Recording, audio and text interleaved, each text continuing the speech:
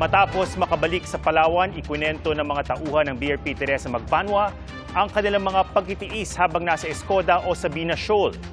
Dumating pa raw sa punto na umiinom na sila ng tubig na galing sa aircon dahil sa kakulangan sa inuming tubig.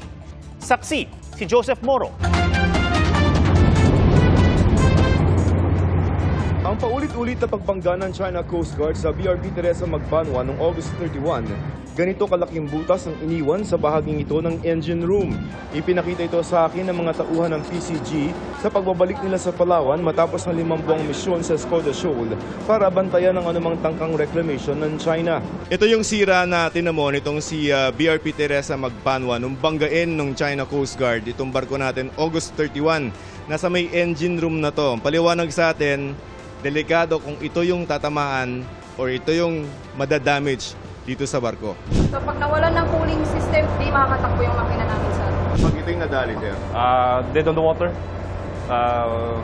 Pwede na kaming, may rason na silang i-salvage kami. Okay. Kasi dead on the water kami, kailangan pwede na kami hilahin. Matindi ang pinagdaanan ng mahigit 6 na pong sakay ng barko.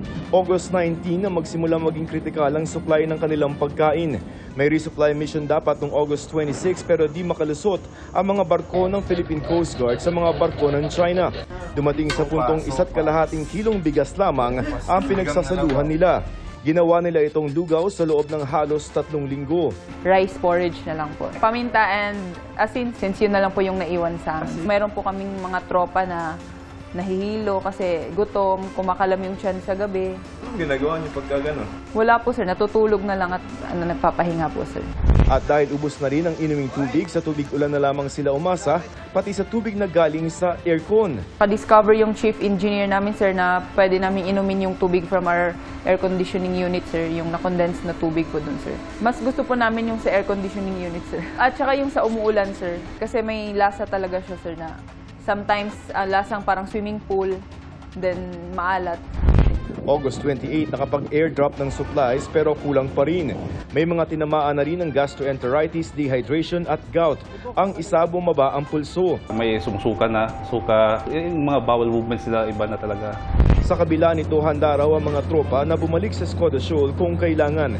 Git din ng Philippine Coast Guard at National Maritime Council, ang pag-alis doon ng BRP Teresa Magbanwa hindi dapat tingnan bilang pagkaduwag o pagkatalo. Hindi tayo pumurak, hindi tayo nag-buckle down, hindi tayo nagduwag. Umalis tayo doon dahil sa ating condition ng mga tao natin.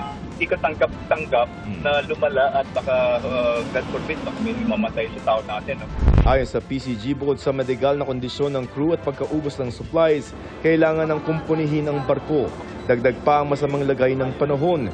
Sa monitoring din ng PCG, hindi lamang ang Teresa Magbanwa ang umalis, kundi pati ang mga barko ng China Coast Guard at Chinese Navy.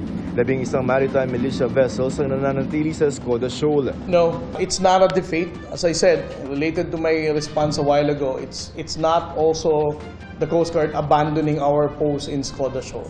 We are just repositioning our own vessels.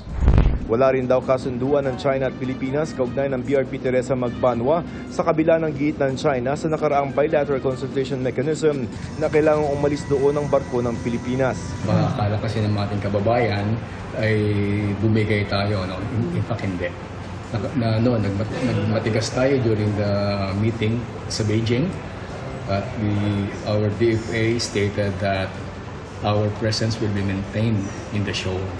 Para sa GMA Integrated News, Joseph Morong, ang inyong saksi.